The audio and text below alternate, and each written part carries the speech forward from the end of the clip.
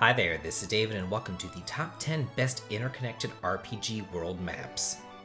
I love traditional world maps. The exploration, the tension of setting out of a town on a journey to find not only a dungeon, but then to conquer it too. So what could be better than a world map? Multiple world maps. Yeah, that's right.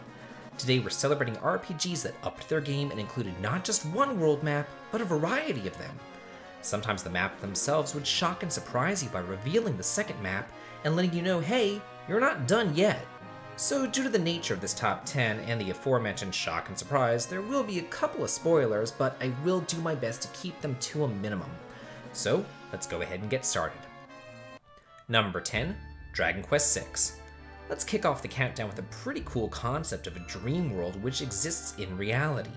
People can see it, travel to it, and in some cases get lost and trapped in it. The dream world sits immediately on top of the real world, with some holes or even staircases that you can fall through or climb, depending on which world you're in, to travel between them.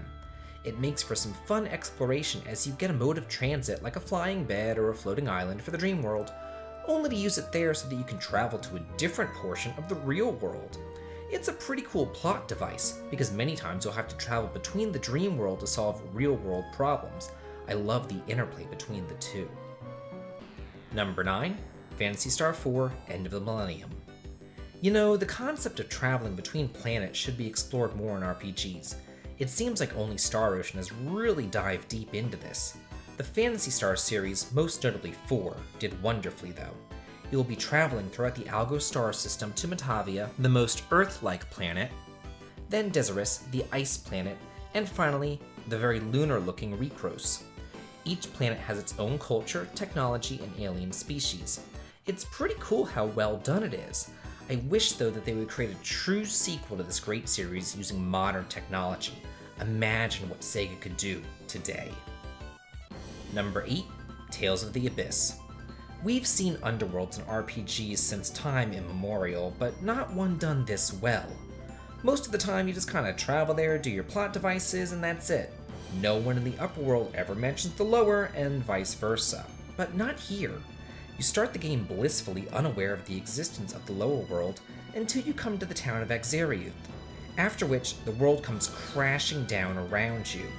This seminal event sets off massive character development for the protagonist, as well as setting off a deep-rooted story of racism between the people of the upper and lower worlds. Number 7, Dragon Quest VII. This is another cool concept that I've not seen done. Essentially, when you start the game, the world, while incredibly small, is at peace. There's nothing for a hero to do, except to be a nosy kid and screw everything up.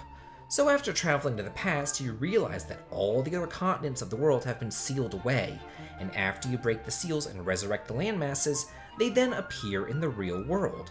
So you have two intermingling concepts here, time travel as well as rescuing lost lands.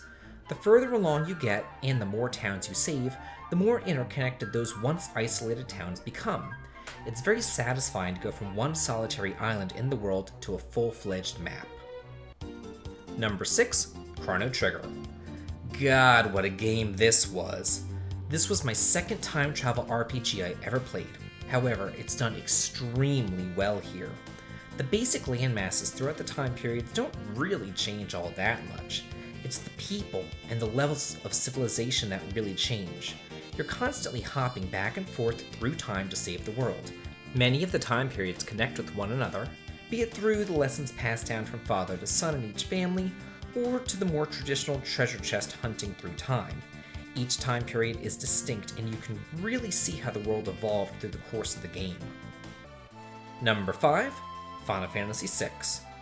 Have you ever wanted to play a game where the villain actually wins? That's what happens here, and the world turns topsy-turvy because of it.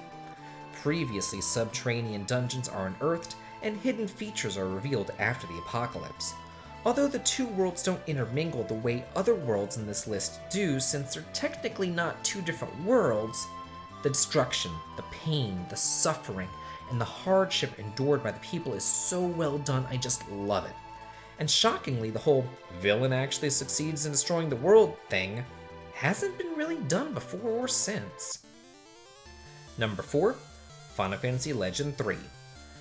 Now, Chrono Trigger was the best time travel game I've ever played, but this was the first. Not only is there time travel, but also interdimensional travel between worlds. This game just takes the cake for the sheer number of them. You go to the past, the present, the future, Floatland, and Pure Land. What's really neat about the system is that, unlike Chrono Trigger, where hundreds or even millions of years have passed between the time periods, here the time periods are separated by only 15 years each. That means that you can visit a child in the past who's now an adult in the future, or in RPG standards, a haggard old man seeing as a whole 30 years have passed. The world actually changes pretty immensely over those 30 years though, since the Pure Land water entity is flooding the world, and eventually we're going to have to go there and put a stop to it. Number 3, Tales of Symphonia. Here's another pretty cool concept. Two worlds, together yet separate, who must maintain a perfect balance between each other. It's like the yin and yang of worlds, and it's such a cool concept. Too bad that there's a limited amount of mana and Sylvarant is suffering because the competing world of Tetheala is sucking them dry. So of course we can't just try to save one world, we have to find a way to save both and maintain the balance between the two. But how do you go about doing that? Do you separate the two worlds, or do you fuse them into one being? And more importantly, what are the consequences of those actions? Number 2, Dragon Quest III. This was the first game that I played that pulled the whole second world switcheroo, and as an impressionable 9-year-old at the time, it blew my mind on many levels. As you play through, you slowly begin to realize that the world is actually based upon the Earth, with many real-world locations such as Portugal and Romani in Europe, Asaram representing the bazaars of the Middle East, Isis as Egypt, and Japan as Japan. There's even a quest to settle the New World with Newtown, which represents New York. Once you finally think that you've completed this fully fleshed out world, you realize that you're not done, and you're dropped into Alfgard, the world of Dragon Warrior 1, to really complete the game. And finally, number 1, Final Fantasy V. To me, this is one of the coolest interconnected worlds just because of how intricately designed the world map is. While exploring the first world, you might notice little things like shrines that can't be accessed, but you'll probably just shrug them off and think that, you'll just go there later. Well, later you will, because the world has actually been sliced in two, and once the two worlds merge, you get a third world map to explore. The designers created the worlds to overlap with each other perfectly. It's really a sight to behold as they merge. Even locations such as the Library of the Ancients splice together to create one perfect whole. It's a great concept, and one that should be more explored. Well, these were my top 10 best interconnected world maps in RPGs, but I do have a couple of honorable mentions. Firstly, Tales of Eternia, and also Terranigma. What world maps do you love? Do you agree or disagree? Let me know in the comments, and as always, if you like this, please like, comment, and subscribe, and have a good day.